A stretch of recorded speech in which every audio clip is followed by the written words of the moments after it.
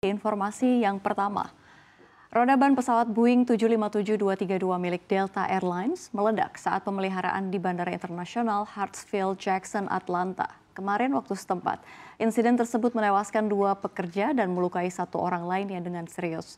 Kejadian tragis ini terjadi di hanggar bandara ketika para pekerja sedang mengganti ban pesawat sekitar pukul 5 pagi. Menurut pernyataan dari Delta, ledakan tersebut terjadi saat para pekerja sedang bekerja pada pesawat Boeing 757 yang tiba dari Las Vegas pada Minggu malam. Asosiasi Internasional Pekerja Mesin dan Dirgantara Serikat Pekerja yang mewakili lebih dari 100.000 pekerja maskapai di seluruh Amerika Serikat juga menyerukan penyelidikan penuh atas insiden ini.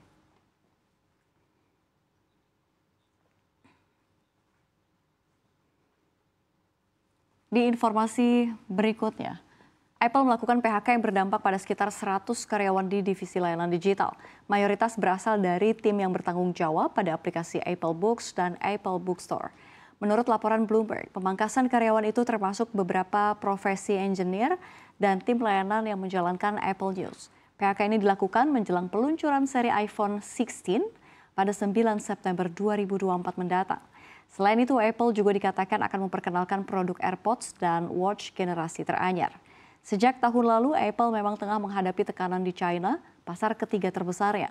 Penjualan iPhone di China anjlok 6,5% pada kuartal sebelumnya. Tak cuma China, penjualan Apple secara global juga menurun.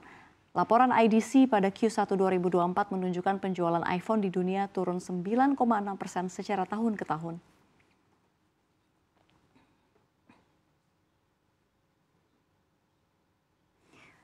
Di informasi berikutnya, salah satu petinggi Intel tiba-tiba mundur dari jabatannya. Kabarnya ia memilih resign karena perbedaan pendapat dengan CEO Pat Gelsinger dan direktur lain mengenai jumlah pekerja, budaya main aman, dan strategi AI yang jauh tertinggal dari perusahaan Amerika Serikat lainnya.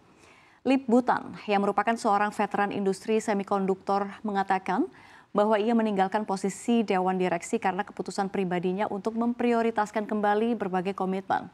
Keluarnya Tan meninggalkan kekosongan posisi pada teknis dan bisnis industri chip di Dewan Intel yang kebanyakan diisi oleh orang di bidang akademis, keuangan, industri medis, teknologi, dan kedirgantaraan. Performa Intel memang sedang menurun akhir-akhir ini. Perusahaan menghentikan pembayaran dividen yang telah dibayarkan selama beberapa dekade ketika melaporkan hasil dan rencana untuk mengurangi belanja modal demi membangun pabrik. Lebih dari 30 miliar US dollar juga dihapus investor dari nilai pasar perusahaan.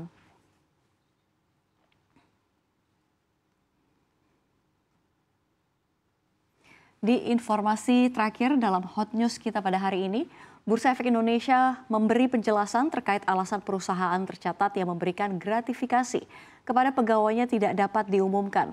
Direktur Penilaian Perusahaan Bank Indonesia, Bank Bursa Efek Indonesia maksud kami, I. Gede Nyoman Yetna mengatakan perusahaan tercatat telah melalui prosedur evaluasi di bursa dan memenuhi persyaratan pencatatan bursa. Meski demikian, dirinya tidak mengelaborasi lebih lanjut mengapa sejumlah eks-karyawannya dapat menerima suap apabila calon emiten yang melantai tersebut memenuhi seluruh aturan.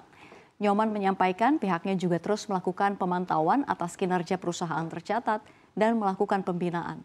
Sementara terkait dengan proses investigasi internal, pihak BEI sudah memiliki pedoman dan hasilnya tidak dapat dipublikasikan.